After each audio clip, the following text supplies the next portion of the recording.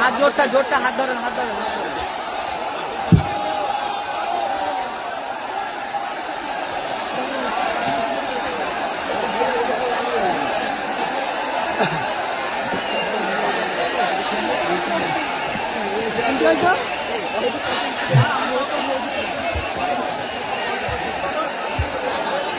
আপনাদের একটা তথ্য পরিচয় করে দেবো আমি। বাবা সাহেব আম্বেদকরের